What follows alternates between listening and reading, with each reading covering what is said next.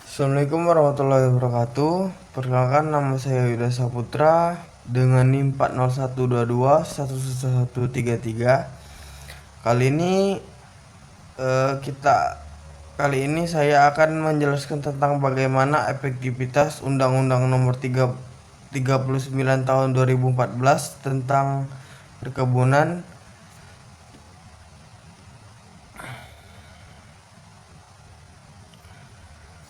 dalam mendorong tata kelola perkebunan yang baik.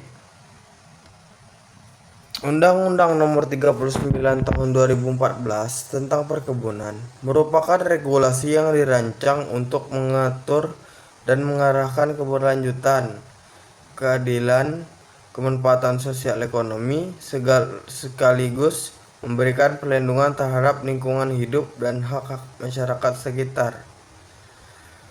Undang-undang ini menggantikan Undang-Undang Nomor 18 Tahun 2004 yang dianggap belum mampu secara optimal menjawab tantangan tata kelola perkebunan dalam konteks pembangunan yang berkelanjutan, serta dinamika konflik agraria yang kerap terjadi antara pelaku usaha dan masyarakat. Dari sisi substansi, Undang-Undang Nomor 39 Tahun 2014 telah mengalami berbagai pembaruan normatif.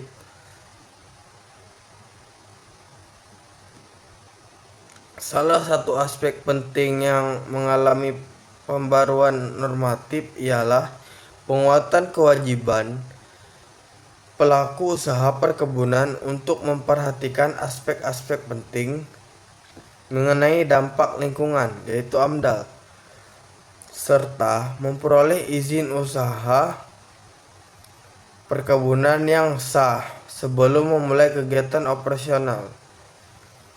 Ketentuan tersebut memperlihatkan adanya keinginan untuk memperbaiki tata kelola dengan mengintegritaskan aspek lingkungan dan legalitas perizinan sebagai bagian dari sistem kendali terhadap aktivitas korporasi.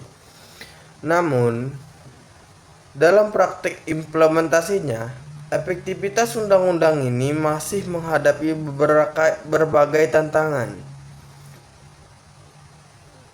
baik itu struktural maupun kultural. Salah satu persoalan yang sering kita temukan ialah lemahnya kapasitas pengawasan dari lembaga pemerintah, daerah maupun pusat terhadap pelaku usaha yang tidak mematuhi ketentuan legal administrasi. Misalnya, masih ditemukan perusahaan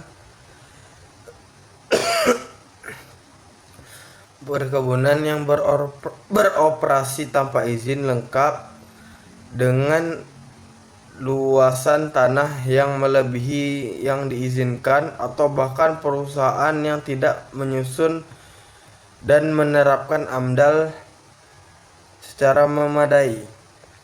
Hal ini menunjukkan bahwa keberadaan norma dalam undang-undang belum sepenuhnya mampu mengikat perilaku para pelaku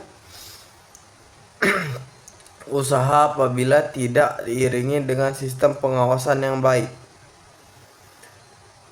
Di samping itu, masih terdapat kekosongan atau tumpang tindih kebijakan di tingkat pelaksanaan teknis, seperti perbedaan penafsiran antara pemerintahan pusat, daerah, maupun sebagainya tentang kewenangan pemberian dan pencabutan izin usaha perkebunan, serta koordinasi lintas sektor yang belum optimal. Persoalan ini kerap memicu ketidakharmonisan antara instrumen hukum yang berlaku,